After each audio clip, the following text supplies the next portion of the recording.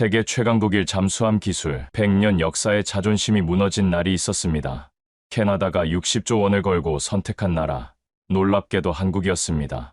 2011년 인도네시아에 이어 이번엔 나토 회원국 캐나다까지 한국이 가져갔습니다. 나토 전체가 압박했고 유럽연합이 경고했지만 결과는 달랐습니다. 25년 경력의 캐나다 국방 전문가가 한국 기술이 독일보다 낫다고 공식 보고했습니다. 유럽 중심주의자였던 그가 모든 편견을 버리고 내린 결정. 대한민국 잠수함은 어떻게 불가능을 가능으로 만들었을까요? 그 전에 잠깐 누르는데 1초도 걸리지 않는 좋아요와 구독 버튼을 눌러주시면 영상 제작에 아주 큰 힘이 됩니다. 그럼 오늘의 사연 시작합니다. 저는 마크 스틸브리지입니다. 52세인 저는 캐나다 국방부에서 25년간 해군 전략 분석가로 일해왔습니다. 오타와에 있는 국방부 본부, 그곳이 제 직장이었죠. 매일 아침 7시면 출근해서 나토 회원국들의 해군력을 분석하고 무기체계 선정을 자문하는 게 제 일이었습니다. 제가 일하는 방식은 명확했습니다. 데이터를 보고 분석하고 검증된 기술만 선택하는 거였어요. 특히 해군 무기체계는 국가 안보의 핵심이니까요. 실수는 용납될 수 없었습니다. 그래서 저는 항상 신중했고 보수적이었습니다. 25년간 저는 유럽 방산 기업들과 긴밀하게 협력해왔어요. 독일, 프랑스, 영국, 스웨덴. 이들은 수십 년, 어떤 경우엔 100년 이상 무기를 만들어 온 나라들입니다. 두 차례 세계대전을 겪으며 축적한 기술력이죠. 저는 그들을 신뢰했습니다. 아니, 그들만 신뢰했다고 해야 맞겠네요. 제 인생에서 가장 중요한 원칙이 있었습니다. 검증된 기술만이 국가 안보를 지킨다. 이 원칙은 제 커리어 내내 저를 지배했어요. 신기술이나 새로운 제조사에 대해선 회의적이었습니다. 아무리 좋아 보여도 수십 년간 검증되지 않았다면 믿을 수 없다고 생각했죠. 동료들은 저를 유럽파라고 불렀어요. 농담 반 진담 반이었지만 저도 부정하지 않았습니다. 실제로 저는 유럽 중심주의자였으니까요. 나토 동맹국으로서 유럽 기술을 선택하는 게 당연하다고 믿었습니다. 정치적으로도 기술적으로도 합리적인 선택이라고 확신했죠. 그런 제게 예상치 못한 일이 일어났습니다. 겨울이 한창이던 어느 날 아침이었어요. 국방부 장관실에서 긴급 호출이 왔습니다. 스틸브리지 장관님이 찾으십니다. 비서의 목소리가 긴장돼 있었어요. 저도 가슴이 두근거렸습니다. 뭔가 중요한 일이 생긴 게 분명했죠. 장관실 문을 열고 들어갔을 때 해군 참모총장과 국방차관도 자리에 있었습니다. 분위기가 심상치 않았어요. 장관이 입을 열었습니다. 스틸브리지, 자네에게 중요한 임무를 맡기려 하네. 우리 해군의 미래가 걸린 일이야. 그때 저는 몰랐습니다. 이 순간이 제 인생을 완전히 바꿔놓을 거라는 걸. 25년간 쌓아온 신념이 무너지고 새로운 세계가 열릴 거라는 걸 말이죠. 그날은 2월 중순이었습니다. 오타와는 영하 20도의 혹한에 휩싸여 있었어요. 아침 출근길에 차 문을 열 때마다 손이 얼어붙는 듯 했죠. 하지만 그런 추위는 캐나다 사람들에게 일상이었습니다. 저 역시 두꺼운 파카를 입고 국방부 청사로 향했어요. 회의실에 들어서자 이미 여러 고위 관계자들이 모여 있었습니다. 해군 참모총장, 국방차관, 예산국장, 그리고 몇몇 해군 장성들이 엄숙한 표정으로 앉아 있었어요. 대형 스크린에는 캐나다 해안선 지도가 떠 있었고 붉은색으로 표시된 취약 지역들이 눈에 들어왔습니다. 참모총장이 브리핑을 시작했습니다. 여러분, 우리 해군이 심각한 위기에 처해 있습니다. 현재 우리가 보유한 빅토리아급 잠수함 4척 중 3척이 사실상 작동 불능 상태입니다. 회의실에 긴장감이 흘렀어요. 그는 계속 말을 이어갔습니다. 영국에서 중고로 들여온 이 잠수함들은 이미 수명이 다했습니다. 한 척만 겨우 운용되고 있는 실정이죠. 저는 그 말을 들으며 가슴이 철렁했습니다. 캐나다는 세계에서 가장 긴 해안선을 가진 나라예요. 대서양, 태평양, 북극해까지 3면이 바다로 둘러싸여 있죠. 해안선 길이만 24만 킬로미터가 넘습니다. 이 광활한 바다를 지킬 잠수함이 단 한 척뿐이라니 상상만 해도 끔찍한 일이었습니다. 차관이 다음 슬라이드를 넘겼어요. 더 심각한 문제가 있습니다. 북극 항로가 개척되면서 북극해의 전략적 가치가 급증하고 있습니다. 러시아는 이미 북극 기지를 확장하고 있고 중국도 북극 진출을 노리고 있죠. 화면에는 러시아와 중국의 북극 활동 증가 그래프가 나타났습니다. 지난 5년간 급격히 상승한 곡선이었어요. 그때 참모 총장이 결정타를 날렸습니다. 게다가 미국 트럼프 대통령이 우리를 압박하고 있습니다. 나토 회원국들에게 방위비를 제대로 내라고 요구하고 있죠. 우리가 미국 우산 아래서만 안주할 수 없다는 겁니다. 회의실의 분위기가 더욱 무거워졌어요. 모두가 이 문제의 심각성을 깨닫고 있었습니다. 국방장관이 입을 열었습니다. 따라서 우리 정부는 결단을 내렸습니다. 신형 잠수함을 대규모로 도입하기로 했어요. 최소 8척에서 최대 12척까지 검토하고 있습니다. 예산국장이 다음 수치를 발표했죠. 순수 함정 가격만 18조 원이 소요될 것으로 추정됩니다. 하지만 유지보수, 교육훈련, 정비시설, 예비부품까지 포함하면 총 60조 원 규모의 사업이 될 겁니다. 60조 원. 이 엄청난 숫자에 저는 숨이 막혔어요. 캐나다 방산 역사상 가장 큰 규모의 사업이었습니다. 이건 단순한 무기 구매가 아니었어요.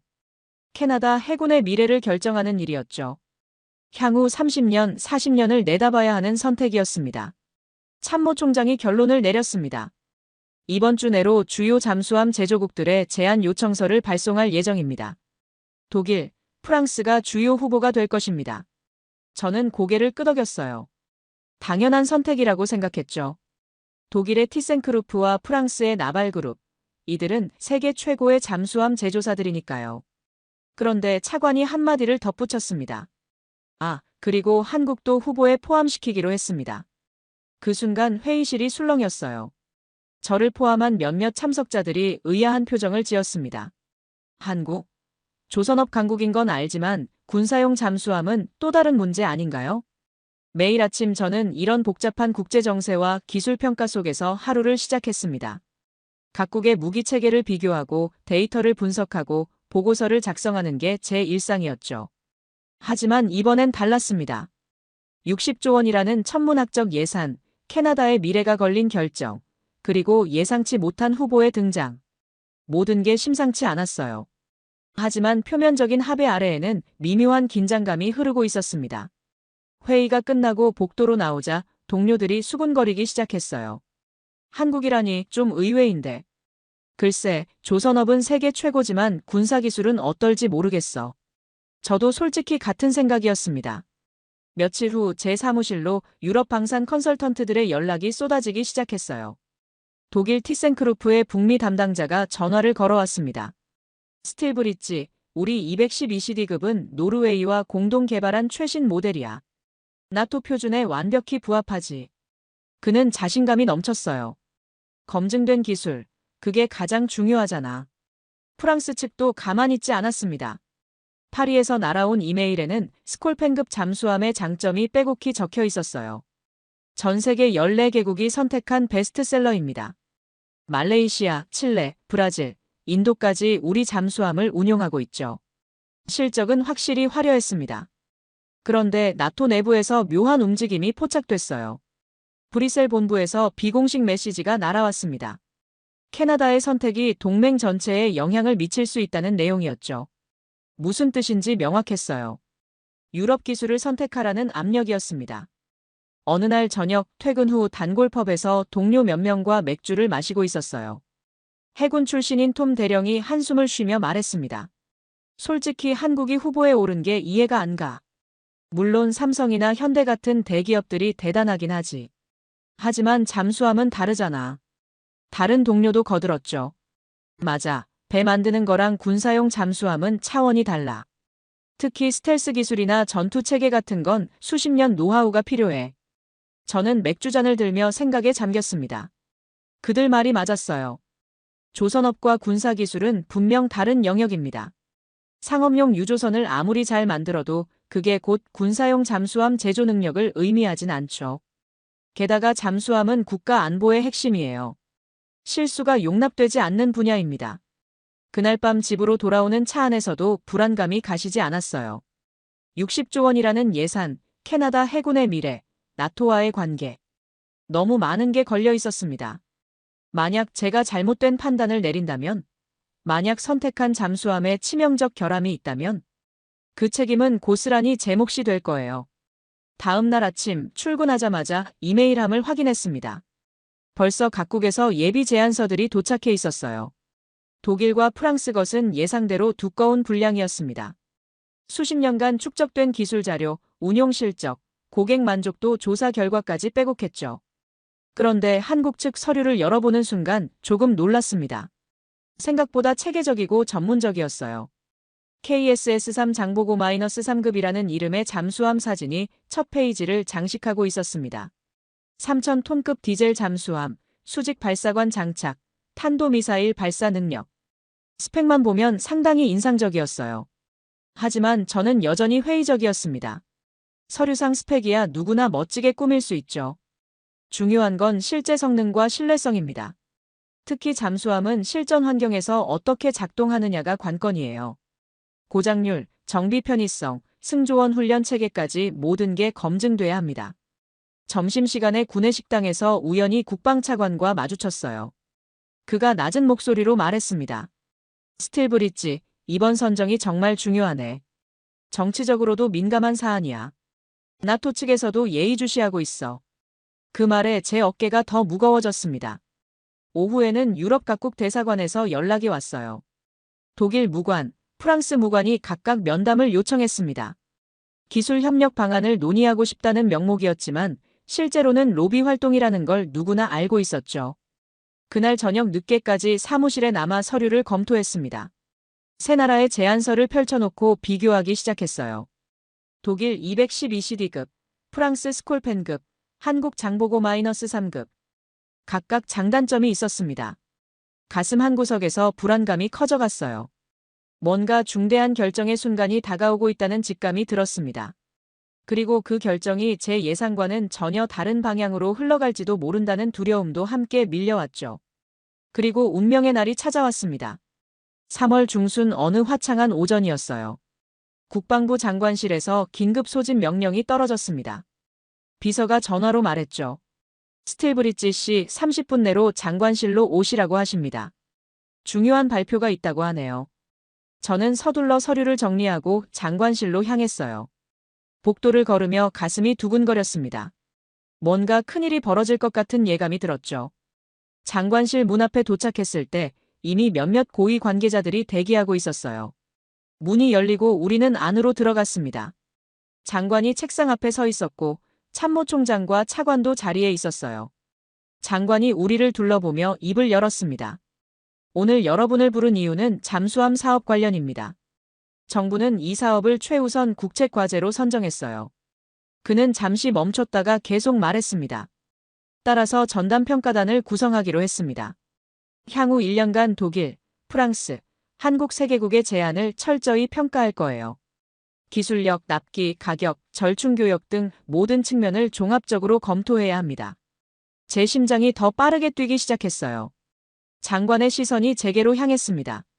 그리고 스틸브리지, 자네가 이 평가단의 단장을 맡아주게. 순간 머리가 하얘졌습니다. 저요? 이 엄청난 사업의 책임자를요? 장관이 설명을 이어갔어요. 자네는 25년간 나토 무기체계를 평가해온 최고 전문가야. 이번 임무에 자네만큼 적합한 사람은 없네. 캐나다 해군의 미래가 자네 손에 달렸어. 그 말에 저는 숨이 막히는 듯 했습니다. 책임감이 어깨를 짓눌렀어요. 회의가 끝나고 제 사무실로 돌아왔습니다. 책상 위에는 벌써 세 나라의 공식 제안서가 쌓여 있었어요. 각각 수백 페이지에 달하는 두꺼운 문서들이었습니다. 저는 의자에 앉아 깊은 한숨을 쉬었죠. 가장 먼저 독일 제안서를 펼쳤습니다. 212CD급에 대한 상세한 설명이 나왔어요. 기술 사양, 성능 지표, 운용 매뉴얼까지 빼곡했습니다. 역시 독일답게 체계적이고 정밀했어요. 프랑스 것도 마찬가지였습니다. 스콜펜급의 전 세계 운용 실적이 자신감 있게 제시돼 있었죠. 그리고 한국 제안서를 집어들었습니다. 표지에 KSS-3 장보고-3급이라는 문구가 선명했어요. 첫 페이지를 넘기자 잠수함 사진이 나왔습니다. 검은색 선체가 인상적이었어요. 3,000톤급, 전장 83m, 수중 배수량 3,358톤. 스펙은 화려했습니다. 그때 옆자리 동료인 제임스가 다가왔어요. 단장님, 축하드립니다. 큰 임무를 맡으셨네요. 저는 고개를 들어 그를 봤습니다. 그가 한국 제안서를 가리키며 말했죠. 그런데 한국말이에요. 재미있는 사실이 있어요. 뭔데? 제가 물었습니다. 제임스가 자료를 뒤적이며 설명했어요. 2011년에 인도네시아 잠수함 수주전이 있었어요. 그때 한국이 독일을 이기고 낙찰받았대요. 세척 계약이었는데 모두가 독일이 딸 거라고 예상했죠. 근데 한국이 이겼어요. 저는 깜짝 놀랐습니다. 정말? 한국이 독일을 이겼다고? 제임스가 고개를 끄덕였어요. 네, 그것도 압도적으로요. 가격 경쟁력도 있었지만 기술 평가에서도 높은 점수를 받았대요. 순간 제 머릿속이 복잡해졌습니다. 한국이 독일을 이겼다? 독일은 잠수함 종주국이에요. 2차 세계대전 때 유보트로 연합군을 공포에 떨게 만든 나라죠. 그런 독일을 한국이 이겼다니 믿기지 않았어요. 제임스가 추가로 설명했습니다. 더 놀라운 건 한국이 독일한테서 기술을 배운 지 20년밖에 안 됐다는 거예요. 2000년대 초반에 독일 214급 잠수함 기술을 이전받았대요. 그런데 20년 만에 스승을 넘어선 거죠. 저는 말문이 막혔습니다. 20년? 겨우 20년 만에 100년 역사의 독일을 따라잡았다고. 이건 상식적으로 이해하기 어려운 일이었어요. 무기 개발은 수십 년의 노하우가 필요한 분야입니다. 하루아침에 따라잡을 수 있는 게 아니에요. 하지만 데이터는 거짓말을 하지 않습니다. 인도네시아 수주 결과는 명백한 사실이었어요. 저는 컴퓨터를 켜고 관련 자료를 검색하기 시작했습니다. 2011년 인도네시아 수주전에 대한 기사들이 쏟아졌어요. 한 기사를 클릭했습니다. 한국 방산, 역사적 쾌거. 독일 티센크루프 제치고 인도네시아 잠수함 수주 제목부터 충격적이었어요. 기사 내용을 읽어내려갔습니다. 한국은 기술 이전 20년 만에 스승 독일과의 경쟁에서 승리했다. 가격은 30% 저렴했고 납기는 6개월 빨랐으며 기술 평가에서도 독일과 대등한 점수를 받았다. 저는 의자 등받이에 몸을 기댔습니다. 숨이 막혔어요. 이제 더 이상 한국을 무시할 수 없다는 걸 깨달았습니다. 이건 단순한 행운이 아니었어요. 실력으로 증명한 결과였습니다. 처음엔 부정하고 싶었습니다. 이럴 순 없어. 분명 뭔가 다른 이유가 있을 거야. 저는 혼잣말을 중얼거렸어요. 20년 만에 독일을 넘어섰다는 게 도저히 믿기지 않았습니다. 분명 가격 덤핑이거나 정치적 거래가 있었을 거라고 생각했죠. 다음 날 첫 평가단 회의를 소집했습니다. 10명의 전문가들이 모였어요. 해군 출신 기술자들, 조선공학 박사들, 무기체계 전문가들이었습니다. 저는 세 나라의 제안서를 나눠주며 말했죠. 향후 6개월간 이 제안서들을 철저히 분석할 겁니다. 모든 측면을 객관적으로 평가해 주세요. 회의실에서 바로 논쟁이 시작됐어요. 해군 출신인 로버트 중령이 한국 제안서를 펼치며 말했습니다. 솔직히 한국이 후보에 오른 게 이해가 안 갑니다. 물론 조선업은 세계 최고죠. 하지만 군사용 잠수함은 완전히 다른 영역 아닙니까? 조선공학 박사인 수잔이 거들었어요. 맞아요. 상업용 선박이랑 군함은 설계 철학부터 달라요. 특히 잠수함은 스텔스 기술, 소음 저감, 압력 저항 같은 특수 기술이 필요해요. 이건 하루아침에 만들어지는 게 아니에요. 저도 같은 생각이었습니다. 하지만 평가단장으로서 객관성을 유지해야 했어요. 여러분의 우려는 이해합니다. 하지만 우리 임무는 편견 없이 데이터를 보는 겁니다.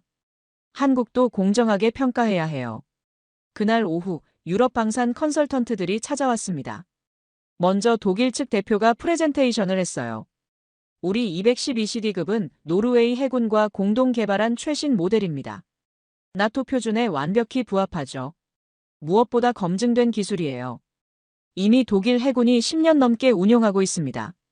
그의 자신감은 대단했어요. 슬라이드마다 독일 기술의 우수성을 강조했습니다. 우리는 100년 넘는 잠수함 제조 역사를 가지고 있어요. 1차 세계대전 때부터 유보트로 해전의 역사를 바꿨죠. 이런 노하우는 하루아침에 쌓을 수 없습니다. 프랑스 측도 만만치 않았어요. 다음 날 찾아온 프랑스 대표는 세계 지도를 펼쳐 보였습니다.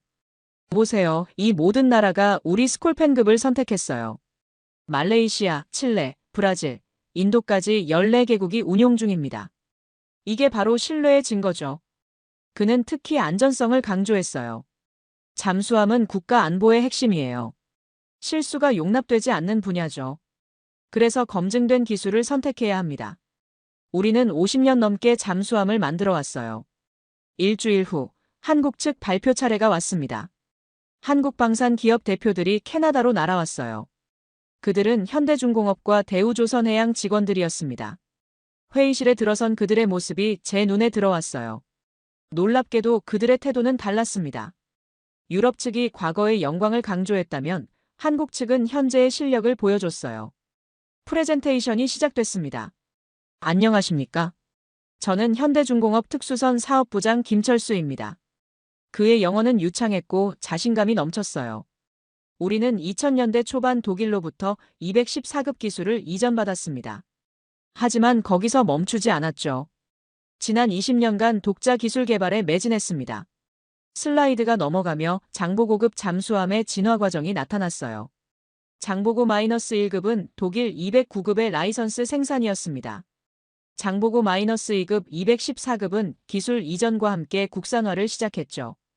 그리고 장보고 -3급, 이건 100% 우리 기술입니다. 그의 목소리에 자부심이 묻어났어요. 다음 슬라이드에는 놀라운 데이터가 나왔습니다.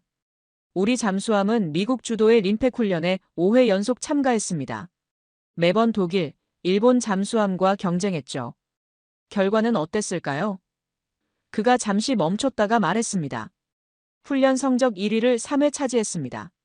고장률은 독일보다 30% 낮았고 소음도 더 적었어요. 저는 그 말을 듣고 깜짝 놀랐습니다. 림팩 훈련은 세계 최대 규모의 해군 연합훈련이에요. 미국 해군이 주관하고 20개국 이상이 참가하죠. 거기서 1위를 했다고? 그것도 3번이나. 한국 측 프레젠테이션은 계속됐어요. 우리 장보고 -3급의 핵심 기술을 소개하겠습니다. 첫째, 3D 표적 데이터 처리가 가능한 소나 시스템입니다. 이건 세계 최고 수준이에요. 둘째, 수직 발사관 시스템입니다. 디젤 잠수함 중 탄도미사일을 발사할 수 있는 건 극소수죠. 회의실 분위기가 달라지기 시작했어요. 몇몇 평가단원들이 앞으로 몸을 숙이며 집중하기 시작했습니다. 한국 측은 기술 자료를 하나하나 제시했어요. 특허 목록, 성능 시험 결과, 해군 운용 데이터까지 모든 게 체계적이었습니다. 마지막으로 생산 능력입니다. 김 사업부장이 조선소 사진을 보여줬어요. 우리는 현대중공업과 한화오션, 두 개의 세계 최고 조선소를 보유하고 있습니다. 동시에 여러 척을 건조할 수 있죠. 납기 지연 걱정은 없습니다. 프레젠테이션이 끝나고 질의응답 시간이 됐습니다. 로버트 중령이 날카로운 질문을 던졌어요. 림팩 훈련 성적이 좋았다는 건 인정합니다. 하지만 장기 운용 데이터는 어떻습니까? 10년, 20년 운용했을 때 신뢰성은 검증됐나요? 김 사업부장이 차분하게 답했습니다. 좋은 질문입니다. 우리 장보고 -1급은 1990년대부터 30년 넘게 운용 중입니다. 고장률은 해마다 감소했고 현재는 독일 동급 잠수함보다 낮아요. 한국 해군의 정비 매뉴얼과 운용 데이터를 제공할 수 있습니다. 회의가 끝나고 평가단원들이 나가는데 수군거리는 소리가 들렸어요. 생각보다 괜찮은데? 림팩 성적은 부정할 수 없잖아. 그래도 독일이 더 안전하지 않을까? 의견이 엇갈렸습니다. 저는 사무실로 돌아와 혼자 생각에 잠겼어요. 한국 측 프레젠테이션은 분명 인상적이었습니다. 데이터도 구체적이었고 자신감도 진짜 같았어요. 하지만 여전히 의심이 남았습니다. 이게 정말 다 사실일까? 과장된 건 아닐까? 그날 저녁 집에 돌아와 아내에게 말했어요. 여보, 오늘 이상한 일이 있었어. 한국 기업들이 와서 프레젠테이션을 했는데 생각보다 훨씬 준비가 잘 돼 있더라고. 아내가 물었죠. 그럼 한국 걸로 정하는 거야? 저는 고개를 저었습니다. 아니, 아직 확신이 서지 않아. 좀 더 봐야 해. 밤늦게까지 잠이 오지 않았어요. 침대에 누워 천장을 바라보며 생각했습니다. 25년간 제가 믿어온 것들이 흔들리고 있었어요. 유럽 기술이 최고다, 검증된 것만 선택해야 한다는 신념이 도전받고 있었죠. 그런데 왜 이렇게 불안할까요? 한국이 정말 좋다면 선택하면 되는 거 아닌가? 하지만 제 머릿속엔 또 다른 목소리가 있었어요. 너무 성급한 거 아니야? 20년 역사를 100년 역사와 비교할 수 있어? 만약 틀리면 어떡해? 다음 날 출근하자마자 유럽 로비스트들의 전화가 쏟아졌습니다. 독일 측이 말했어요. 스틸브리지 한국 프레젠테이션 봤어? 그거 다 마케팅이야. 실제론 다를 거야. 우리 독일 기술을 믿어. 프랑스 측도 비슷했어요. 검증되지 않은 기술에 60조 원을 걸 수는 없잖아요. 그들의 말에도 일리가 있었어요. 프레젠테이션은 누구나 멋지게 할 수 있습니다. 중요한 건 실제 성능이죠. 저는 결심했습니다. 직접 확인해 봐야겠다고. 서류와 발표만으로는 부족해요. 현장을 봐야 진실을 알 수 있습니다. 하지만 그 결심을 실행하기까지는 시간이 필요했어요. 시간은 흐르고 압박은 점점 커져갔습니다. 문제는 점점 심각해졌습니다. 4월 들어 유럽 측의 마케팅 공세가 더욱 거세졌어요. 독일 티센크루프 CEO가 직접 캐나다를 방문했습니다. 그는 국방장관과 면담을 가졌고 언론 인터뷰에서 이렇게 말했죠. 독일과 캐나다는 나토 동맹국입니다. 우리의 기술 협력은 단순한 상업적 거래를 넘어 안보 협력이에요. 프랑스도 가만히 있지 않았습니다. 프랑스 국방장관이 캐나다 국방장관에게 친서를 보냈어요. 내용이 언론에 흘러나왔는데 동맹국 간의 방산 협력이 양국 관계를 더욱 공고히 할 것이라는 내용이었습니다. 정치적 압력이 시작된 거죠. 그런데 상황을 더 복잡하게 만든 사건이 터졌습니다. 폴란드가 한국으로부터 K9 자주포 수백 대, K2 전차 수백 대, FA-50 전투기 수십 대를 구매했다는 뉴스가 전 세계에 퍼진 거예요.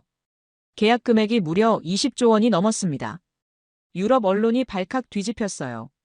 독일 일간지는 한국의 유럽 시장 잠식이라는 제목의 기사를 냈습니다. 폴란드는 전통적으로 독일, 프랑스 무기를 사용해왔다. 하지만 이번에 한국을 선택했다. 이는 유럽 방산 산업에 대한 심각한 도전이다. 프랑스 언론도 비슷한 논조였어요. 며칠 후 더 충격적인 소식이 들렸습니다. 캐나다 총리가 유럽 순방 중 독일 킬 조선소를 방문한 거예요. 티센크루프 잠수함 공장을 둘러보고 212CD급 잠수함에 직접 탑승했다는 뉴스가 나왔습니다. 사진도 공개됐죠. 총리가 잠수함 안에서 활짝 웃고 있는 모습이었어요. 캐나다 언론이 들끓었습니다. 총리의 독일 방문, 이미 결정된 건가? 한국은 들러리였나 같은 제목의 기사들이 쏟아졌어요. 야당 의원들도 의회에서 질문했습니다. 총리가 독일만 방문한 건 공정하지 않다. 한국과 프랑스도 방문해야 하는 거 아닌가? 저는 이 모든 상황을 지켜보며 답답했어요. 기술 평가는 아직 진행 중인데 정치가 앞서가고 있었습니다. 이러다 객관적 평가 자체가 무의미해질 판이었죠. 그때 브뤼셀에서 충격적인 소식이 날아왔습니다. 나토 사무총장이 비공식 성명을 냈어요. 나토 회원국들은 동맹 내 방산 협력을 우선시해야 한다. 역외 국가로부터의 무기 도입은 기술 보안과 상호 운용성 측면에서 신중해야 한다. 표현은 완곡했지만 메시지는 명확했어요. 한국 말고 유럽 걸 사라는 거였습니다. 나토 내부에서 공식적으로 압박이 시작된 겁니다. 다음 날 아침 긴급회의가 소집됐어요. 국방장관, 외교장관, 차관들이 모두 모였습니다. 분위기가 심각했죠. 외교장관이 먼저 입을 열었어요. 여러분, 우리가 나토 동맹국이라는 걸 잊으면 안 됩니다. 유럽의 반발이 심각한 수준이에요. 국방차관이 보고했습니다. 지난주에만 독일, 프랑스, 영국 대사관에서 5번이나 항의했습니다. 한국을 선택하면 나토 내 기술 공유에서 배제될 수 있다고 경고했어요. 회의실이 술렁였습니다. 장관이 저를 바라봤어요. 스틸브리지 기술 평가는 어떻게 진행되고 있나? 저는 솔직하게 답했습니다. 아직 초기 단계입니다. 세 개국 모두 장단점이 있어요. 더 시간이 필요합니다. 하지만 장관의 표정은 어두웠어요. 시간이 문제가 아니네. 정치적 압력이 너무 심해. 유럽 전체가 우리를 주시하고 있어. 그 말에 제 가슴이 답답해졌습니다. 회의 후 복도에서 한 고위 관료가 제게 다가왔어요. 그가 낮은 목소리로 말했습니다. 스틸브리지 현실을 봐야 해. 우리는 나토 회원국이야. 동맹을 저버릴 순 없어. 기술이 조금 떨어져도 독일이나 프랑스를 선택하는 게 안전해. 저는 반박하고 싶었지만 말이 나오지 않았어요. 그의 말에도 논리가 있었습니다. 국제 정치에서 동맹은 중요하니까요. 하지만 제 안에 다른 목소리가 속삭였죠. 기술 평가는 정치와 별개여야 해. 객관적 데이터를 봐야 해. 다음 주 유럽 각국 국방장관들이 잇따라 캐나다 국방장관에게 전화를 걸었어요. 독일 국방장관은 양국 방산 협력의 역사를 강조했고 프랑스 국방장관은 나토 동맹의 중요성을 역설했습니다. 영국까지 가세했어요. 캐나다와 영국은 영연방 형제 아닌가? 유럽을 선택하는 게 맞지. 캐나다 의회에서도 논쟁이 시작됐습니다. 야당 의원이 질문했어요. 정부는 검증되지 않은 기술에 60조 원을 쓸 건가? 한국 잠수함은 장기 운용 데이터가 부족하다. 이건 국민 세금 낭비다. 여당 의원도 우려를 표했죠. 나토와의 관계 악화는 장기적으로 더 큰 손실이다. 언론도 가세했습니다. 보수 성향 신문들이 일제히 사설을 냈어요. 캐나다의 선택, 동맹이냐 가격이냐 검증된 유럽 기술이 답이다. 한국 선택 시 나토 균열 우려 같은 제목들이었습니다. 심지어 왜곡된 기사까지 나왔어요. 한국 잠수함 소음 문제 논란이라는 기사가 떴습니다. 출처불명의 전문가 의견을 인용해 한국 잠수함이 시끄럽다고 주장했죠. 하지만 이건 명백한 거짓이었어요. 림팩 훈련 데이터를 보면 한국 잠수함 소음은 독일보다 오히려 낮았거든요. 저는 이런 왜곡 보도를 보며 분노했습니다. 하지만 무력감도 느꼈어요. 언론을 상대로 일일이 반박할 순 없었죠. 게다가 이미 여론은 형성되고 있었습니다. 한국은 위험하다, 유럽이 안전하다는 인식이 퍼지고 있었어요. 평가단 회의에서도 분위기가 달라졌습니다. 몇몇 단원들이 소극적으로 변했어요. 단장님, 우리가 아무리 기술 평가를 잘해도 정치적으로 결정되는 거 아닙니까? 로버트 중령이 말했습니다.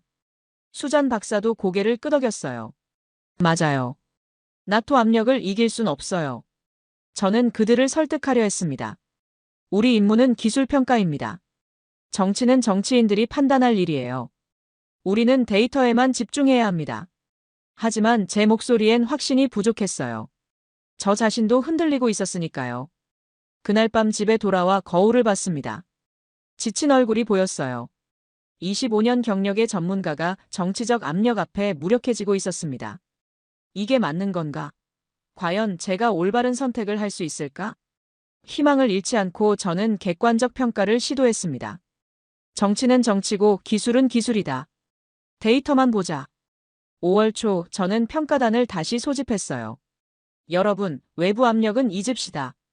우리는 전문가입니다. 순수하게 기술만 평가합시다. 먼저 독일 212CD급부터 정밀 분석에 들어갔습니다. 기술 사양서를 한 줄 한 줄 검토했어요. 배수량, 속력, 자망 깊이, 항속 거리, 무장 체계. 모든 데이터를 엑셀 시트에 정리했습니다.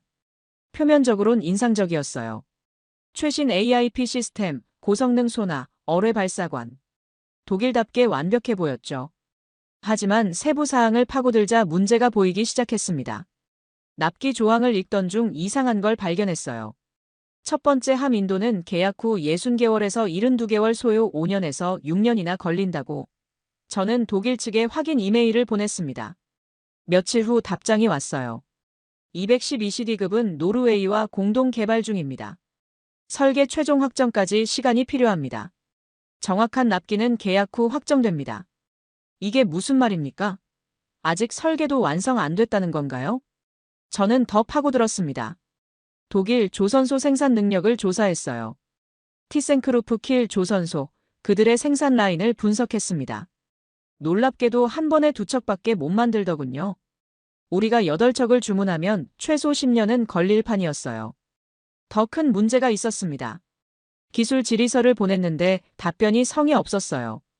상세 사양은 계약 후 공개, 핵심 기술은 보안 사항이라는 답변뿐이었습니다. 60조 원짜리 계약인데 제대로 된 정보도 안 주다니 말이 됩니까? 다음은 프랑스 차례였습니다. 스콜펜급은 검증된 모델이에요. 이미 여러 나라가 운용 중이니 안심할 수 있을 거라고 생각했죠. 하지만 생산 일정을 확인하는 순간 문제가 드러났습니다. 프랑스 나발그룹은 현재 브라질과 6척 계약을 진행 중이었어요. 인도 시기가 계속 지연되고 있었습니다. 원래 2018년 인도 예정이었는데 아직도 못 넘겨줬어요. 게다가 네덜란드와도 4척 계약이 있었습니다. 저는 프랑스 측에 물었습니다. 캐나다 잠수함은 언제 인도 가능한가요? 답변은 충격적이었어요. 현재 생산 라인이 포화 상태입니다. 캐나다 계약은 2030년 이후나 착수 가능합니다. 6년 후라고요? 그럼 첫함 인도는 2035년 이후가 되는 거잖아요. 저는 점점 답답해졌습니다. 독일은 납기가 불확실하고 프랑스는 생산 능력이 부족하다니. 25년간 믿어온 유럽 기술이 막상 뚜껑을 열어보니 이 모양이었어요. 그래도 포기할 순 없었습니다. 더 자세한 자료를 요청했어요. 독일에는 212CD급의 소음 레벨 데이터를 보내달라고 했고, 프랑스에는 최근 5년간 고장률 통계를 달라고 요청했습니다. 독일의 답변은 실망스러웠어요. 소음 데이터는 군사 기밀입니다. 계약 후 공개 가능합니다. 프랑스도 비슷했습니다. 고장률은 각국 해군의 운용 방식에 따라 다릅니다. 일반화할 수 없어요. 이게 말이 됩니까? 60조 원을 쓰는데 핵심 정보를 안 준다고요?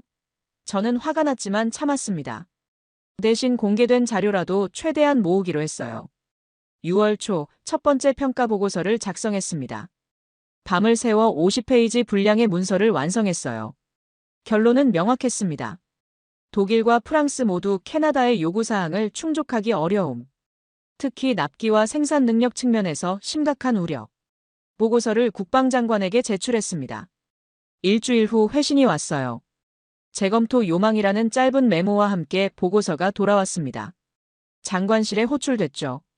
장관실에 들어가자 차관과 참모총장도 있었어요. 장관이 심각한 표정으로 말했습니다. 스틸브리지, 이 보고서는 문제가 있네. 자네 결론대로라면 유럽 걸 못 산다는 건데, 그럼 어쩌자는 건가?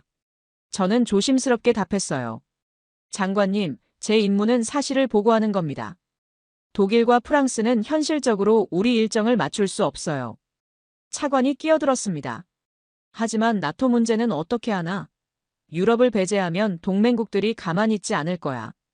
참모총장도 한마디 했어요. 기술적으론 자네 말이 맞을지 몰라. 하지만 정치적 현실도 고려해야지. 다시 검토해서 유럽을 선택할 수 있는 방법을 찾아봐. 그 말에 저는 할 말을 잃었습니다. 사무실로 돌아와 의자에 주저앉았어요. 이건 불가능이야. 이대로 끝이다. 절망감이 밀려왔습니다. 제가 아무리 객관적으로 평가해도 정치가 결정을 좌우하는구나. 25년 경력이 무슨 소용인가? 동료들에게 결과를 전했을 때 반응은 싸늘했어요. 그것 봐, 처음부터 독일로 가는 게 정해져 있었어. 우리가 아무리 열심히 해도 소용없어. 평가단의 사기가 땅에 떨어졌습니다. 주변에선 비난과 조롱이 쏟아졌어요. 한 선배가 말했습니다. 자네 너무 순진해. 이런 큰 계약은 기술로 결정되는 게 아니야. 정치와 외교로 결정되는 거지. 다른 동료는 더 직설적이었어요. 그래서 결국 독일 선택하라는 거잖아. 시간 낭비했네. 저는 그날 밤 혼자 술을 마셨습니다. 집 근처 조용한 바에서 위스키를 홀짝였죠. 25년간 믿어온 시스템이 무너지는 기분이었어요. 객관적 평가, 데이터 기반 의사결정. 이 모든 게 허상이었나? 실패 후 며칠간 저는 깊은 자기 회의에 빠졌습니다. 매일 밤 잠을 설쳤어요. 천장을 바라보며 같은 생각이 맴돌았습니다. 내가 정말 캐나다를 지킬 최선의 선택을 할 수 있을까? 25년 경력이 무색하게 느껴졌어요. 아침마다 거울을 보면 지친 얼굴이 보였습니다. 눈 밑엔 다크서클이 짙어졌고 이마엔 주름이 깊어졌어요. 52세, 제 인생에서 가장 중요한 결정을 앞두고 있는데 확신이 없었습니다. 출근길 차 안에서도 생각은 계속됐어요. 25년간 쌓아온 신념이 틀렸다면? 저는 줄곧 유럽 중심주의자였습니다. 독일, 프랑스, 영국. 이들의 기술을 최고로 여겼죠. 하지만 막상 깊이 파보니 생각만큼 완벽하지 않더군요. 과거가 떠올랐습니다. 2010년 캐나다가 영국에서 중고 잠수함을 들여왔을 때였어요. 저도 그 평가에 참여했습니다. 영국 잠수함이니 문제 없을 거야. 모두가 그렇게 생각했죠. 하지만 결과는 어땠나요? 4척 중 3척이 고장나서 지금까지 애를 먹고 있잖아요. 또 다른 기억이 났습니다. 2015년 전투기 도입 사업 때였어요. 유럽산 전투기를 강력히 추천했지만 가격과 성능 문제로 무산됐습니다. 결국 아무것도 못 사고 사업 자체가 취소됐죠. 실패 후 며칠간 저는 깊은 자기 회의에 빠졌습니다. 매일 밤 잠을 설쳤어요. 천장을 바라보며 같은 생각이 맴돌았습니다. 내가 정말 캐나다를 지킬 최선의 선택을 할 수 있을까? 25년 경력이 무색하게 느껴졌어요. 아침마다 거울을 보면 지친 얼굴이 보였습니다. 눈 밑엔 다크서클이 짙어졌고 이마엔 주름이 깊어졌어요. 52세, 제 인생에서 가장 중요한 결정을 앞두고 있는데 확신이 없었습니다. 과거가 떠올랐습니다. 2010년 캐나다가 영국에서 중고 잠수함을 들여왔을 때였어요. 저도 그 평가에 참여했습니다. 영국 잠수함이니 문제 없을 거야. 모두가 그렇게 생각했죠. 하지만 결과는 어땠나요? 4척 중 3척이 고장나서 지금까지 애를 먹고 있잖아요. 그때 제가 더 철저히 검증했다면 이런 일이 없었을 텐데. 그 후회가 다시 살아났습니다. 2015년 전투기 도입 사업도 생각났어요. 유럽산 전투기를 강력히 추천했지만 가격과 성능 문제로 무산됐습니다. 결국 아무것도 못 사고 사업 자체가 취소됐죠. 수천억 원의 예산만 낭비했어요. 그때도 저는 유럽 기술이 최고라고 확신했었습니다. 어느 날 밤 아내와 대화를 나눴어요. 여보, 나 요즘 잠이 안 와. 이번 결정이 우리나라 안보를 좌우할 텐데 확신이 서지 않아. 아내가 제 손을 잡았습니다. 당신은 25년간 이 일을 해왔잖아. 스스로를 믿어야죠. 하지만 그게 문제였어요. 제 안에는 2가지 목소리가 싸우고 있었습니다. 하나는 25년간 형성된 편견이었어요. 유럽 기술이 최고다. 검증된 것만 선택해야 한다. 이 목소리는 강력했습니다. 제 경력 전체가 이 신념 위에 세워졌으니까요. 다른 하나는 이성의 목소리였습니다. 데이터를 봐. 독일은 납기를 못 맞춰. 프랑스는 생산 능력이 부족해. 한국은 림팩에서 1등했어. 객관적으로 보면 답은 명확해. 하지만 이 목소리를 따르려면 25년 신념을 부정해야 했어요. 밤마다 악몽을 꿨습니다. 제가 잘못된 선택을 해서 캐나다 잠수함이 바다에 가라앉는 꿈이었어요. 승조원들이 물에 빠지는 모습, 유가족들이 저를 원망하는 모습. 식은땀을 흘리며 깨어났습니다. 출근해도 집중이 안 됐어요. 책상 앞에 앉아 있지만 서류가 눈에 들어오지 않았습니다. 동료들이 말을 걸어도 제대로 대답을 못했어요. 단장님 괜찮으세요? 수잔이 걱정스럽게 물었지만 저는 괜찮아라고만 했죠. 점심시간에 혼자 공원 벤치에 앉았습니다. 비둘기들이 모이를 쪼고 있었어요. 평화로운 풍경이었지만 제 마음은 전쟁터였습니다. 중요한 가치가 뭐지? 동맹? 기술? 예산? 아니면 진실? 그때 문득 깨달았어요. 제가 두려워하는 건 실패가 아니었습니다. 제 신념이 틀렸다는 걸 인정하는 게 두려운 거였어요. 25년간 유럽 중심주의자로 살아온 제가 한국이 더 낫다고 말해야 한다면 그건 제 정체성을 부정하는 일이었습니다. 하지만 마음 한구석엔 작은 희망도 있었어요. 김준호 중령의 말이 계속 맴돌았습니다. 편견을 버리십시오. 직접 보십시오. 그래, 직접 확인해야 해. 서류와 편견으로는 진실을 알 수 없어. 그날 저녁 집에 돌아와 결심했습니다. 한국에 직접 가보기로. 내 눈으로 보고 내 손으로 만져보고 내 귀로 들어보기로 말이죠. 그래야 확신할 수 있을 것 같았어요. 그때 예상치 못한 일이 벌어졌습니다. 다음 날 아침 출근하자 낯선 얼굴이 제 사무실 앞에서 기다리고 있었어요. 해군 중령 계급장을 단 동양인이었습니다. 스틸브리지 씨, 처음 뵙겠습니다. 저는 김준호 중령입니다. 저는 그를 사무실로 안내했어요. 무슨 일로 오셨습니까? 김중령이 서류 가방에서 두꺼운 파일을 꺼냈습니다.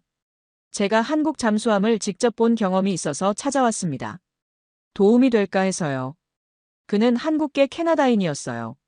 부모님이 1980년대에 캐나다로 이민 오셨고 본인은 캐나다에서 태어나 자랐습니다. 해군사관학교를 졸업하고 20년간 복무했죠. 현재는 해군기술평가단에서 일하고 있었어요. 김중령이 파일을 펼쳤습니다. 제가 작년에 림팩 훈련에 참가했습니다. 거기서 한국 해군 장보고 -3급 잠수함과 합동훈련을 했어요. 그의 눈빛이 진지했습니다.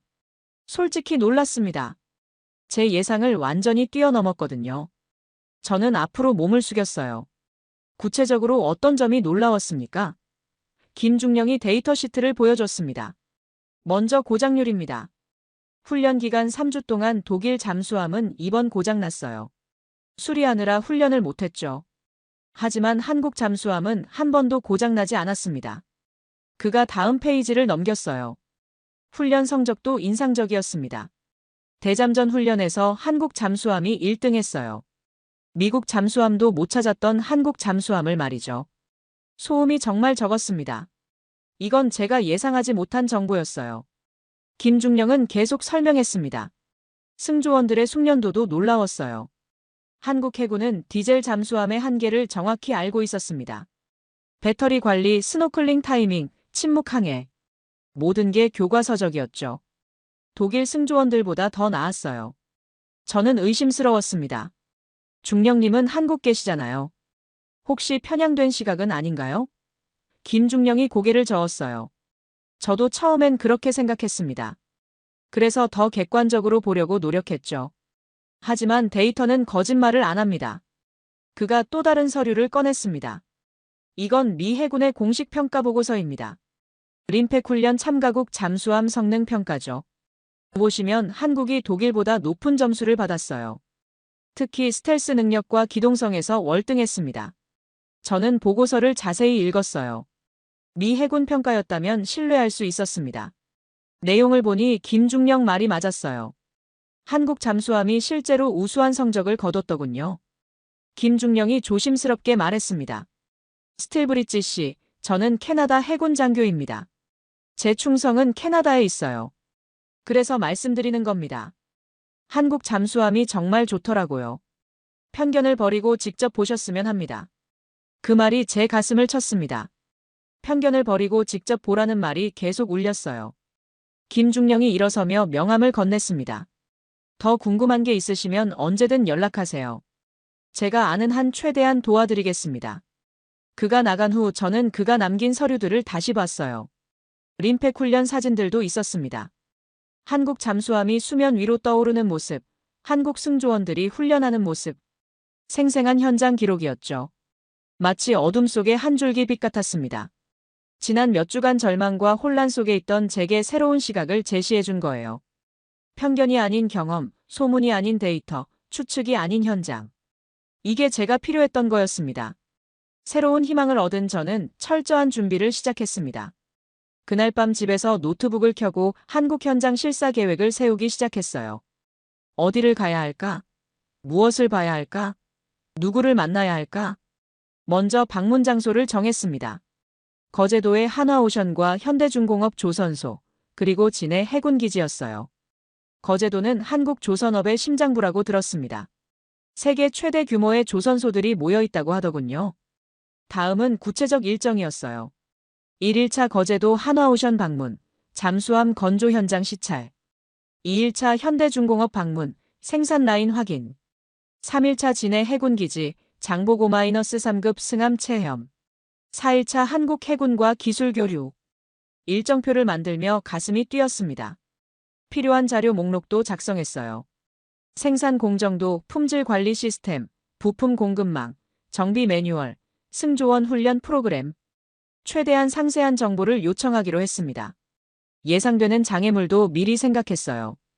첫째, 나토의 반발. 제가 한국을 방문한다는 소식이 알려지면 유럽이 발칵 뒤집힐 겁니다. 둘째, 캐나다 내부의 정치적 압력. 보수 언론과 야당이 비난할 게 뻔했죠. 셋째, 평가단 내부의 반대. 일부 단원들은 이미 독일로 마음이 기울어 있었습니다. 하지만 저는 결심했어요. 이번엔 반드시 진실을 밝혀내겠다고. 정치적 압력이든 편견이든 모두 제쳐두고 오직 사실만 보겠다고 말이죠. 이번엔 반드시 성공해야 해. 다음 날 아침 국방장관에게 보고했습니다. 장관님, 한국 현장 실사를 가고 싶습니다. 직접 보지 않으면 정확한 평가가 불가능합니다. 장관이 난색을 표했어요. 지금 시기에? 유럽이 뭐라고 할지 뻔한데. 저는 설득했습니다. 장관님, 우리는 60조 원을 쓰려고 합니다. 이건 캐나다 역사상 최대 규모 방산 계약이에요. 서류만 보고 결정할 순 없습니다. 독일과 프랑스도 방문했으니 한국도 가야 공정하죠. 장관이 고민하더니 말했어요. 좋아, 가봐. 하지만 조용히 다녀와.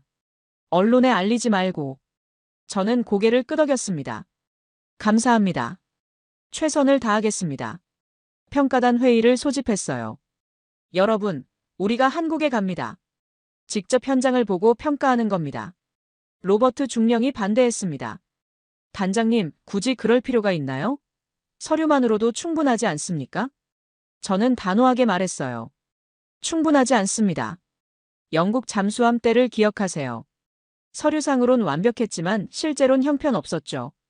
이번엔 같은 실수를 반복하지 않을 겁니다. 제 목소리에 힘이 실렸습니다.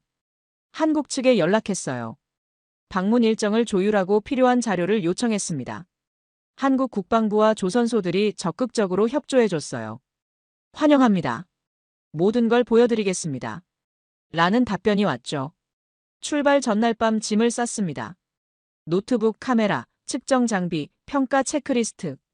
필요한 모든 걸 챙겼어요. 아내가 걱정스럽게 물었습니다. 정말 괜찮겠어요? 저는 그녀를 안심시켰죠. 괜찮아. 이번엔 진실을 찾을 거야. 6월 중순, 인천공항에 도착했습니다. 비행기에서 내리는 순간 한국의 습한 공기가 느껴졌어요. 낯선 땅이었지만 이상하게 설렜습니다. 제 운명이 여기서 바뀔 거라는 예감이 들었죠. 새로운 접근법으로 다시 도전했습니다. 거제도에 도착한 첫날, 한화오션 조선소 앞에 섰을 때 입이 벌어졌어요. 규모가 상상을 초월했습니다. 축구장 50개를 합친 크기의 거대한 부지였죠. 이게 정말 조선소인가? 평가단원들도 모두 놀란 표정이었어요. 안내를 맡은 김 부장이 설명했습니다. 저희 조선소는 연간 50척 이상의 선박을 건조할 수 있습니다. 잠수함은 동시에 4척까지 가능하죠. 저는 믿기지 않았어요. 독일 조선소는 동시에 2척도 힘들다고 했는데 말이죠. 건조 중인 잠수함을 보러 갔습니다. 거대한 도크 안에 검은 선체가 누워 있었어요. 장보고 -3급 입원함이었습니다. 용접공들이 불꽃을 튀기며 작업 중이었죠. 저희는 블록 공법을 사용합니다. 김 부장이 설명했어요. 선체를 여러 블록으로 나누어 동시에 제작한 후 조립하는 거죠. 이렇게 하면 건조 기간이 크게 단축됩니다. 품질 관리실에 들어갔습니다. 최첨단 장비들이 즐비했어요. 3D 스캐너로 용접 부위를 검사하고 엑스레이로 내부 결함을 찾아내고 초음파로 두께를 측정했습니다. 모든 용접선을 100% 검사합니다. 품질 담당자가 말했어요. 잠수함은 1mm 오차도 용납되지 않으니까요. 다음 날 현대중공업을 방문했습니다. 여기도 규모가 어마어마했어요. 우리도 동시에 4척 건조 가능합니다. 현대 측 설명이었죠. 캐나다가 8척을 주문하면 두 조선소가 나눠서 만들 수 있어요. 5년 안에 모두 인도 가능합니다. 저는 깜짝 놀랐습니다. 독일은 10년 걸린다고 했는데 한국은 5년이라고. 정말 가능합니까? 제가 물었어요. 가능합니다. 우리 실적을 보시죠. 그들이 보여준 자료에는 지난 10년간 납기를 100% 지킨 기록이 있었습니다. 3일차 진해 해군기지로 향했습니다. 실제 운용 중인 장보고 -3급을 볼 차례였어요. 잠수함이 부두에 정박해 있었습니다. 전장 83m의 검은 거인이었죠. 승함하는 순간 긴장됐습니다. 함장이 우리를 맞았어요. 환영합니다. 함 내부를 자유롭게 보셔도 됩니다. 우리는 좁은 해치를 통과해 내부로 들어갔어요. 예상보다 깔끔하고 체계적이었습니다. 전투 체계실에 들어갔죠. 대형 디스플레이에 3D 해도가 떠 있었어요. 이게 우리 소나 시스템입니다. 소나 담당 장교가 설명했어요.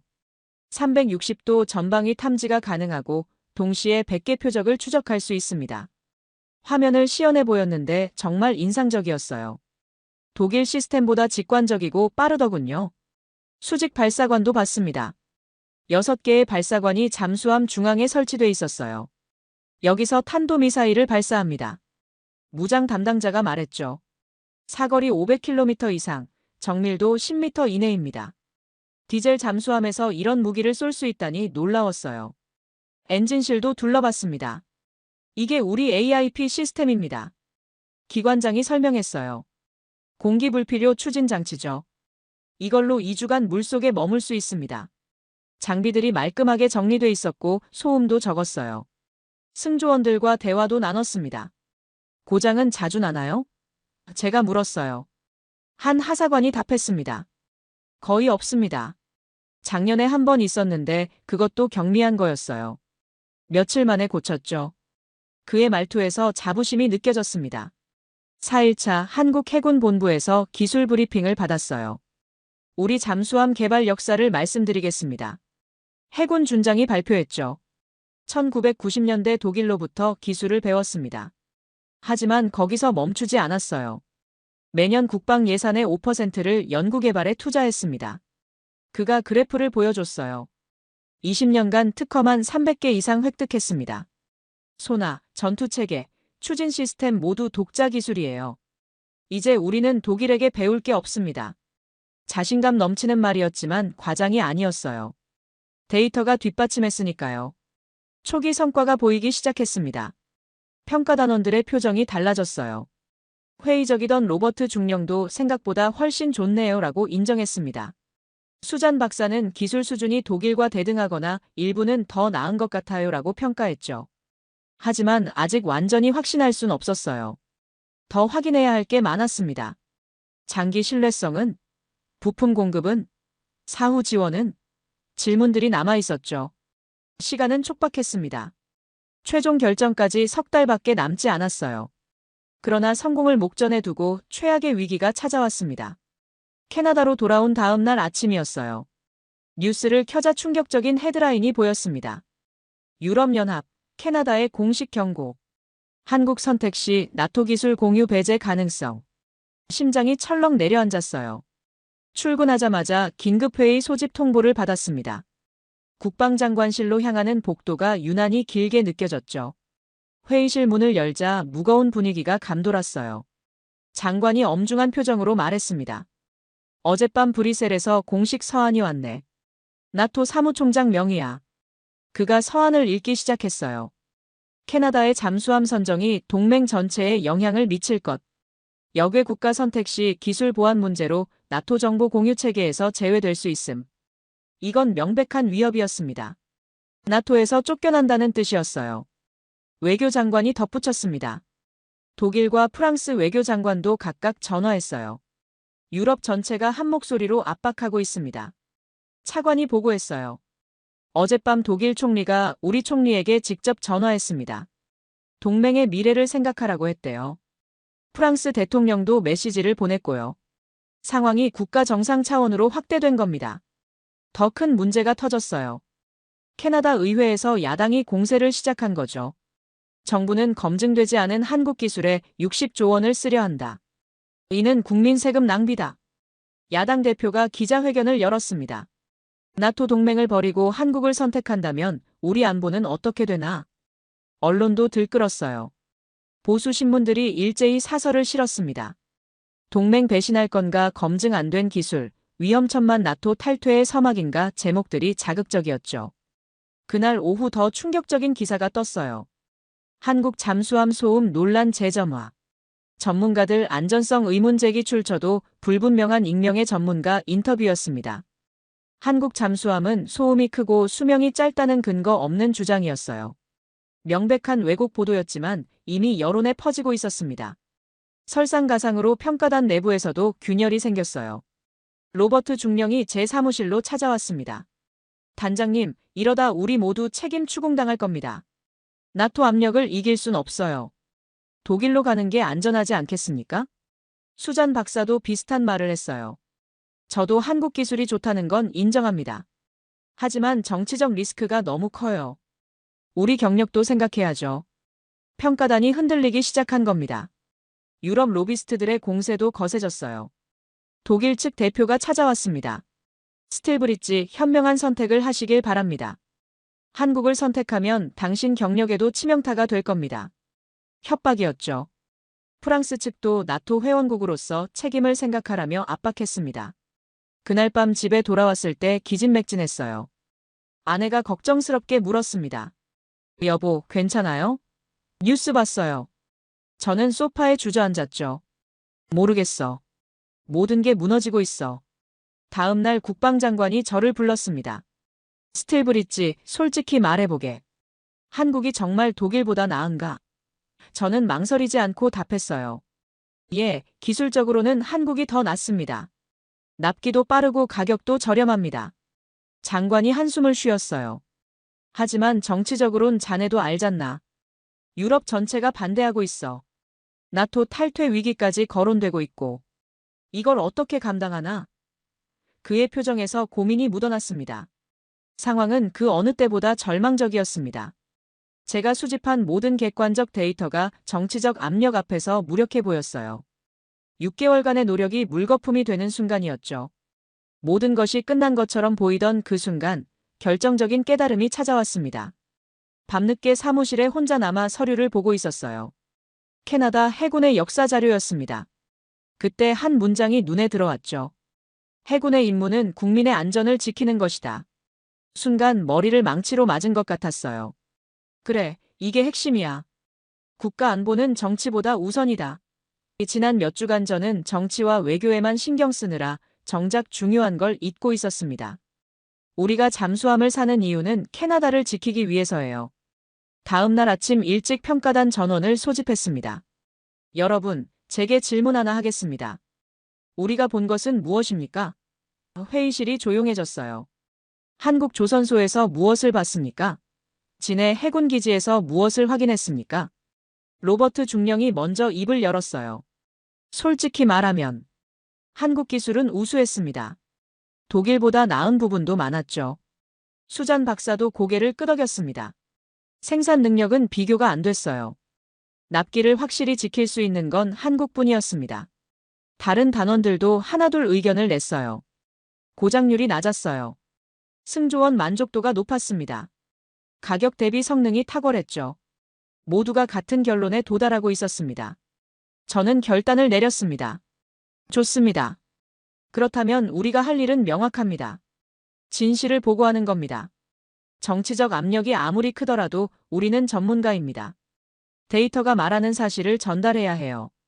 그날부터 3일 밤낮을 세워 최종 보고서를 작성했습니다. 모든 정치적 고려를 배제하고 순수하게 기술 평가만 담았어요. 독일, 프랑스, 한국 세 나라를 10개 항목으로 비교했습니다. 기술력, 생산 능력, 납기, 가격, 신뢰성, 사후 지원, 기술 이전, 교육 훈련, 부품 공급, 확장성까지 모든 걸 분석했죠. 결과는 명확했어요.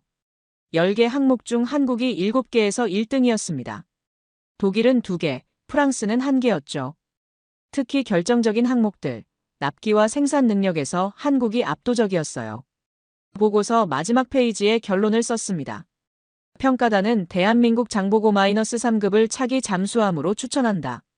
이는 순수하게 기술적 판단에 근거한 것이며 캐나다 국가 안보의 최선의 선택이다. 제25년 경력을 건 문장이었어요. 9월 1일 아침 국방장관 앞에서 최종 브리핑을 시작했습니다. 장관, 차관, 참모총장, 그리고 몇몇 고위 관료들이 자리했어요. 심장이 터질 듯 뛰었지만 목소리는 침착하게 유지했습니다. 장관님, 6개월간의 평가 결과를 보고드립니다. 프레젠테이션을 시작했어요. 각국의 기술을 하나하나 비교하며 설명했습니다. 데이터를 제시하고 현장 사진을 보여주고 객관적 평가 점수를 공개했죠. 마지막 슬라이드에 도달했습니다. 결론적으로 저는 데이터에 기반해 한국을 추천합니다. 이것이 캐나다 국가 안보의 최선입니다. 회의실이 정적에 휩싸였어요. 장관이 물었습니다. 나토 문제는 어떻게 생각하나? 저는 답했어요. 장관님, 나토는 동맹이지 주인이 아닙니다. 우리가 최선의 무기를 선택하는 건 캐나다의 주권입니다. 미국도 한국 무기를 삽니다. 왜 우리는 안 됩니까? 참모총장이 끼어들었어요. 하지만 정치적 후폭풍이. 제가 말을 끊었습니다. 제 임무는 정치가 아니라 기술평가입니다. 정치적 판단은 장관님과 총리께서 하실 일이죠. 저는 전문가로서 사실을 말씀드릴 뿐입니다. 브리핑이 끝났습니다. 모든 것을 건 승부였어요. 이제 결정은 정치인들의 몫이었습니다. 저는 할 일을 다 했어요. 그리고 마침내 극적인 성공의 순간이 펼쳐졌습니다. 9월 15일 오전 10시 국회 국방위원회 회의실이었어요. 국방장관이 단상에 섰습니다. 기자들의 카메라 플래시가 터졌죠. 저는 뒤쪽 자리에서 가슴을 졸이며 지켜봤습니다. 캐나다 정부는 신중한 검토 끝에 결정을 내렸습니다. 장관의 목소리가 울렸어요. 차기 잠수함으로 대한민국의 KSS-3 장보고-3급을 선정합니다. 순간 회의장이 술렁였습니다. 제 심장이 멎는 줄 알았어요. 장관이 계속 말했습니다. 이는 6개월간의 철저한 기술평가에 근거한 결정입니다. 한국은 기술력, 생산 능력, 납기, 가격 모든 면에서 우수한 평가를 받았습니다. 총 8척, 계약 금액 60조 원 규모의 사업을 진행합니다. 회의장 밖으로 나오자 평가 단원들이 저를 애워쌌어요. 단장님, 해냈습니다. 로버트 중령이 제 손을 덥석 잡았습니다. 수잔 박사는 눈물을 글썽이며 말했죠. 정말 대단하세요. 모든 압력을 이겨내셨어요. 하지만 진짜 감동은 그 다음이었어요. 국방장관이 저를 따로 불렀습니다. 집무실에서 그가 제 손을 잡았어요. 스틸브리지, 자네의 용기 있는 결정이 캐나다를 지켰네. 정치적 압력 속에서도 진실을 지킨 자네가 자랑스럽네. 장관이 계속 말했습니다. 사실 총리와 나도 많은 압력을 받았어. 유럽 각국 정상들이 전화하고 나토에서 경고하고. 하지만 자네 보고서를 보고 확신했지. 이게 옳은 선택이라고. 그날 저녁 뉴스가 터졌어요. 캐나다, 한국 잠수함 선정. 독일 제치고 60조 원 계약 모든 방송사가 톱뉴스로 다뤘습니다. 한국에서도 난리가 났대요. 20년 만에 또 독일 이겼다. 이제 2대0 한국 언론이 환호했습니다. 불가능이 가능이 된 순간이었어요. 한국은 2011년 인도네시아에 이어 캐나다까지 독일을 이긴 겁니다. 단순한 계약이 아니었어요. 기술로 편견을 이긴 승리였고 데이터가 정치를 이긴 순간이었죠. 다음 날 출근하자 제 책상에 꽃다발이 놓여 있었어요. 용기 있는 결정에 감사합니다. 캐나다 해군 일동 카드가 붙어 있었습니다. 복도를 걸으며 동료들이 축하 인사를 건넸어요. 일주일 후 공식 계약식이 열렸습니다. 캐나다 총리와 한국 대통령이 화상으로 참석했어요. 양국 국방장관이 계약서에 서명하는 순간 저는 눈물이 날 것 같았습니다. 6개월간의 고난이 주마등처럼 스쳐 지나갔죠. 계약 내용은 이랬어요. 8척의 장보고-3급 잠수함, 순수 함정 가격 18조 원, 교육훈련과 정비시설 포함 총 60조 원. 첫 함은 3년 후 인도, 마지막 함은 7년 후 완성. 30년간 기술 지원과 부품 공급 보장. 한국 조선소들이 즉시 움직였어요. 현대중공업과 한화오션이 4척씩 나눠 건조하기로 했습니다. 캐나다 해군 교육을 위해 한국의 훈련센터를 세우고 정비를 위해 캐나다의 정비창을 짓기로 했죠. 제 인생에서 가장 자랑스러운 순간이었습니다. 25년 경력의 정점이었어요. 정치적 압력과 편견을 이겨내고 진실을 선택한 결과였습니다. 성공 직후 즉각적인 변화가 시작되었습니다. 계약 발표 다음 날부터 캐나다 언론의 논조가 바뀌었어요. 데이터 기반 의사결정에 승리 정치 압력 이긴 전문가 정신 같은 긍정적 기사들이 나왔습니다. 국제 언론도 주목했어요. 미국 월스트리트 저널이 일면에 실었습니다. 한국, 나토 회원국의 잠수함 수출. 유럽 방산 독점 깨졌다. 영국 파이낸셜 타임스도 신흥 방산 강국 한국의 약진이라는 제목으로 분석 기사를 냈죠. 한국은 축제 분위기였어요. 조선업계 주가가 급등했습니다. 현대중공업은 5%, 한화오션은 7% 올랐어요. 한국 정부도 환영 성명을 냈습니다. 기술 혁신의 결실 국가 위상 제고라며 자축했죠. 개인적으로도 큰 변화가 있었어요. 국방부에서 공로상을 받았습니다. 올해의 분석가상 시상식에서 장관이 직접 상패를 주더군요. 스틸브리지의 전문가 정신이 캐나다 안보를 지켰다고 치사했습니다. 가족들도 기뻐했어요. 아내가 제 손을 잡으며 말했습니다. 당신 자랑스러워요. 옳은 일을 한 거예요. 대학생인 딸아이도 전화를 걸어왔죠. 아빠, 뉴스 봤어요. 정말 멋있어요. 캐나다 해군의 반응이 가장 기뻤어요. 참모총장이 직접 감사 전화를 했습니다. 스틸브리지, 이제 우리는 세계 최고 수준의 잠수함 전력을 갖게 됐네. 30년 후를 내다본 선택이었어. 해군 장교들도 기대에 들떠 있었습니다. 나토의 반응은 엇갈렸어요. 독일과 프랑스는 실망을 감추지 못했습니다. 하지만 미국은 달랐어요. 미 국방부 대변인이 논평했습니다. 동맹국의 기술 기반 선택을 존중한다. 한국은 검증된 방산 파트너다. 미국의 지지가 큰 힘이 됐죠. 불과 며칠 만에 분위기가 완전히 바뀌었습니다. 계약 전에는 한국 선택은 무모하다던 사람들이 이제는 현명한 결정이었다고 말을 바꿨어요. 야당 의원들도 조용해졌습니다. 국제방산 시장도 술렁였어요. 폴란드가 즉시 관심을 표명했습니다. 우리도 한국 잠수함을 검토하겠다. 사우디아라비아도 문의를 해왔대요. 필리핀, 태국, 말레이시아까지 줄을 섰습니다. 전문가들의 평가가 쏟아졌어요.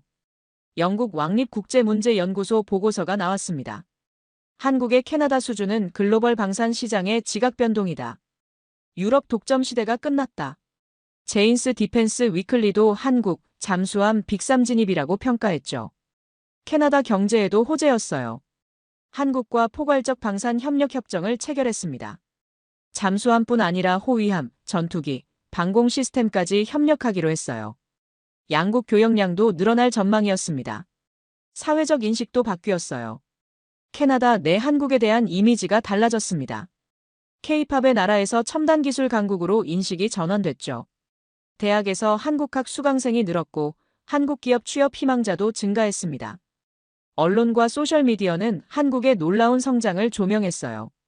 20년 만에 독일을 따라잡은 스토리가 회자됐습니다. 불가능을 가능으로 만든 나라 기술 혁신의 롤모델 같은 표현들이 쏟아졌죠. 시간이 흐르며 영향력은 더욱 확대되었습니다. 계약 체결 한 달 후 폴란드가 공식적으로 한국 잠수함 도입을 검토한다고 발표했어요. 이미 K9, K2, FA50을 대량 구매한 폴란드였기에 잠수함까지 가능성이 높아 보였습니다. 사우디아라비아도 움직였어요. 왕실 대표단이 한국을 방문해 조선소를 둘러봤습니다. 6척 규모 계약을 논의 중이라는 소문이 돌았죠. 필리핀도 2척 도입을 검토한다고 밝혔습니다. 한국은 이제 독일, 프랑스와 어깨를 나란히 하는 글로벌 잠수함 강국으로 인정받았어요. 국제방산 전시회에서 한국 부스가 가장 붐볐습니다. 각국 국방 관계자들이 줄을 서서 상담을 요청했죠. 경제적 파급 효과도 컸어요. 한국 방산 수출액이 사상 최고치를 경신했습니다. 잠수함뿐 아니라 다른 무기체계 수출도 덩달아 늘었어요. 한국제는 믿을만하다는 인식이 확산된 겁니다. 캐나다는 안보 전략을 수정했어요. 기존의 나토 중심에서 태평양 중시로 방향을 틀었습니다. 한국, 미국, 호주, 일본과의 안보 협력을 강화하기로 했죠. 중국 견제라는 공동 목표가 생긴 겁니다. 문화적 변화도 일어났어요. 캐나다 젊은이들 사이에서 한국에 대한 관심이 폭발했습니다. K-팝, K-드라마에 이어 이제 K-기술까지 화제가 됐죠. 한국은 어떻게 이렇게 빨리 성장했을까? 라는 질문이 쏟아졌습니다. 정책적으로도 큰 변화가 있었어요. 캐나다 정부가 기술혁신 국가 전략을 발표했습니다. 한국을 벤치마킹해 연구개발 투자를 늘리기로 했죠. 우리도 20년 안에 한국처럼 될 수 있다는 게 목표였습니다. 국제 전문가들의 평가도 이어졌어요. 스톡홀름 국제평화연구소가 보고서를 냈습니다. 한국의 성공은 기술혁신과 정부 지원, 민간 역량이 결합한 결과다. 다른 나라가 쉽게 따라하기 어렵다. 권위 있는 평가였죠. 하버드 비즈니스 스쿨에서 케이스 스터디를 만들었어요. 한국 방산의 글로벌 도약 캐나다 잠수함 수주 사례 전 세계 경영대학원에서 이 케이스를 가르치기 시작했습니다. 저도 여러 곳에서 초청을 받았어요. 나토 무기평가위원회에서 특강 요청이 왔습니다. 편견을 넘어선 기술평가라는 주제였죠. 캐나다 대학들에서도 강연 제의가 쏟아졌어요. 영향력은 지역에서 국가로, 국가에서 세계로 확산됐습니다. 한국의 성공은 이제 역사적 사건으로 기록됐어요. 신흥국이 선진국을 기술로 이긴 사례로 교과서에 실릴 판이었죠. 이제 저는 이전과 완전히 달라진 사람이 되었습니다. 외적 변화부터 말씀드리죠. 국방부에서 올해의 분석가상을 받았고 나토 무기평가 자문위원으로 승진했습니다. 급여도 올랐고 사무실도 넓어졌어요. 하지만 더 중요한 건 내적 변화였습니다. 25년간 고수해온 유럽 중심주의를 완전히 버렸어요. 검증된 기술이라는 고정관념에서도 벗어났습니다. 이제 저는 오직 데이터가 말하는 진실만 따릅니다. 지금 돌이켜보면 그 6개월이 제 인생을 바꿨어요. 한국에서 목격한 것들이 제 가치관을 뿌리째 흔들었습니다. 20년 만에 스승을 넘어선 제자의 노력, 세계 최고로 발전한 조선 기술, 데이터와 실력으로 편견을 깬 집념. 모든 게 저를 변화시켰죠. 제가 배운 가장 큰 교훈은 이겁니다. 편견은 진실을 가리고 용기만이 진실을 드러낸다. 아무리 오래 믿어온 것이라도 데이터가 틀렸다고 말하면 바꿔야 해요. 그게 전문가의 자세입니다. 새로운 목표도 생겼어요. 이제 저는 다른 나라들에게도 이 경험을 전하고 싶습니다. 이 기술은 국경과 편견을 넘는다는 메시지를 널리 알리고 싶어요. 이미 몇몇 나라에서 컨설팅 요청이 왔습니다. 캐나다와 한국의 방산 협력 확대 프로젝트에도 참여하고 있어요. 잠수함뿐 아니라 다른 무기체계 협력도 추진 중입니다. 양국 기술진의 교류를 늘리고 공동 연구 개발도 진행하려고 해요. 개인적으로도 한국에 대한 관심이 커졌습니다. 한국어를 배우기 시작했어요. 한국 역사와 문화도 공부하고 있죠. 어떻게 이렇게 빨리 성장할 수 있었을까? 그 비밀을 더 깊이 알고 싶습니다. 동료들도 변했어요. 처음엔 회의적이던 로버트 중령이 이제는 한국 기술의 열렬한 지지자가 됐습니다. 수잔 박사는 한국 조선소와 공동 연구를 진행 중이에요. 평가단 전체가 한국통이 됐죠. 고난의 의미를 다시 생각하게 됐습니다. 그 6개월간의 갈등과 고민이 없었다면 저는 여전히 편견의 감옥에 갇혀 있었을 거예요. 나토의 압력, 언론의 비난, 내부의 반대. 모든 게 저를 시험했지만 결국 성장시켰습니다. 이 이야기는 우리에게 중요한 교훈을 전합니다. 편견은 우리의 시야를 좁히지만 용기 있는 선택은 새로운 세계를 엽니다. 저의 여정을 통해 우리는 데이터와 진실의 힘이 얼마나 중요한지 다시 한번 깨닫게 됩니다. 한국은 단 20년 만에 불가능을 가능으로 만들었어요. 독일로부터 기술을 배운 지 20년, 그 짧은 시간에 스승을 넘어섰습니다. 이건 단순히 기술력의 승리만이 아니에요. 끈기, 열정, 도전 정신의 승리였습니다. 한국인들은 밤낮 없이 연구하고 개발했어요. 국방 예산의 5%를 연구 개발에 쏟아부었습니다. 실패를 두려워하지 않고 계속 도전했죠. 림팩 훈련에서 1등할 때까지 포기하지 않았습니다. 그 집념이 오늘의 성과를 만들었어요. 저 역시 큰 교훈을 얻었습니다. 25년간 믿어온 신념을 버리는 게 쉽지 않았어요. 하지만 데이터 앞에서 겸손해야 했습니다. 편견을 내려놓고 진실을 받아들였죠. 그게 전문가의 책임이라고 생각했습니다. 여러분도 인생에서 편견과 마주칠 때가 있을 거예요. 이건 원래 이래, 저 사람들은 안 돼 같은 생각 말이죠. 하지만 그때 용기를 내보세요. 직접 확인하고 데이터를 보고 진실을 찾아보세요. 제가 그랬듯이요. 이 감동적인 이야기가 마음에 드셨다면 좋아요와 구독 부탁드립니다. 한국의 놀라운 기술력과 도전 정신을 널리 알리기 위해 이 영상을 공유해주세요. 더 많은 사람들이 이 감동을 함께 느꼈으면 좋겠습니다.